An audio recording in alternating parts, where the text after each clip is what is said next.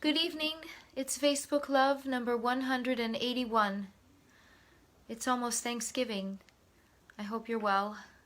I spent a long time today looking through recipes and choosing what to make for a 3-person Thanksgiving, which I'm grateful for despite the strangeness of that.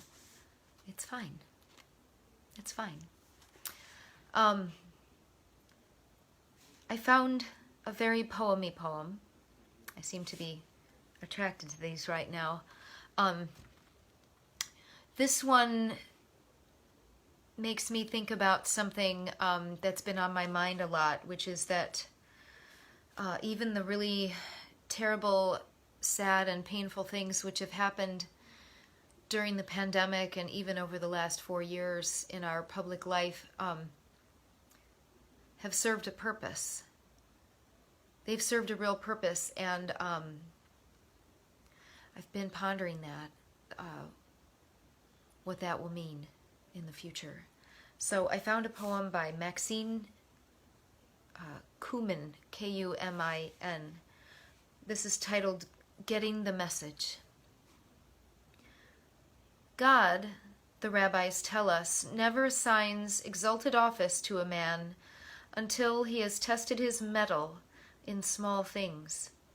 So it is written in the Midrash that when a lamb escaped the flock, Moses overtook it at a brook, drinking its fill, and said, I would have taken thee in my arms and carried thee thither, had I known thy thirst, whereupon a heavenly voice warmly resounded, As thou livest, thou art fit. Divine elections, scary. The burning bush might have been brightened by St. Elmo's fire, according to the interpreter's 1-volume commentary.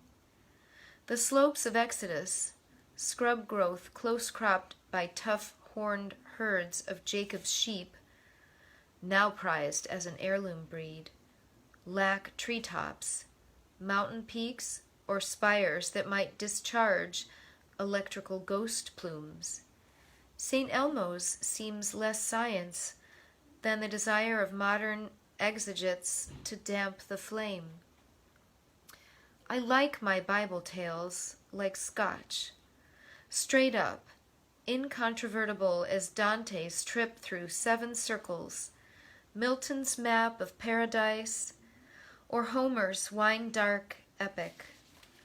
On such a stage there falls a scrim between text and critique, where bursts of light may crack and dance as if on masts of sailing ships, and heavenly voices leap from alp to plain.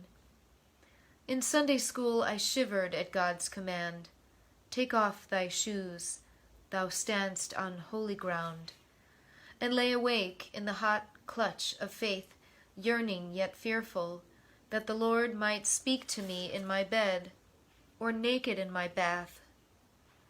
I didn't know how little risk I ran of being asked to set my people free from fording through metaphorical Red Sea, with a new-sprung Pharaoh raging at my back.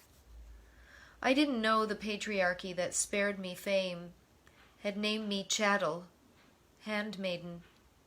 God's angels looked me over but flew by.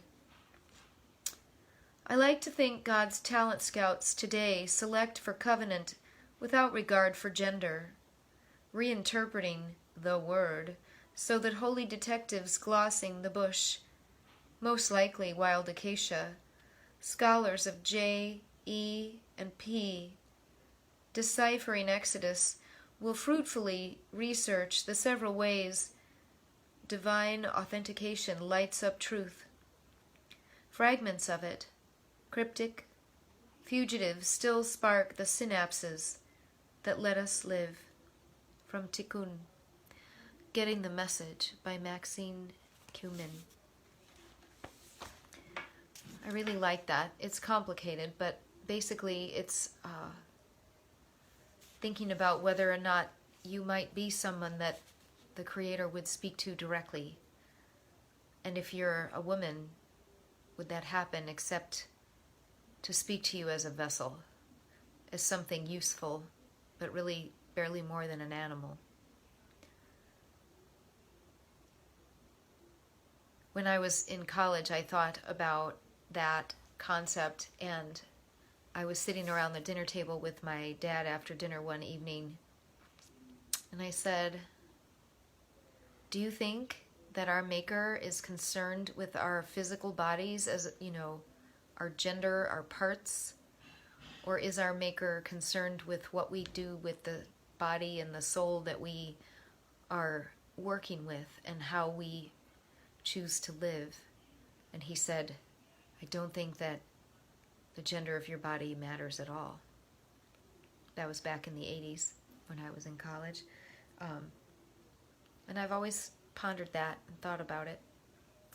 And I think too about the idea of being assigned to something because you are tested ahead of time. I'm not sure I believe in that. I don't think that's the way it works. Anyway, thinking thoughts as the holiday approaches. This is Facebook Love. I'll see you again.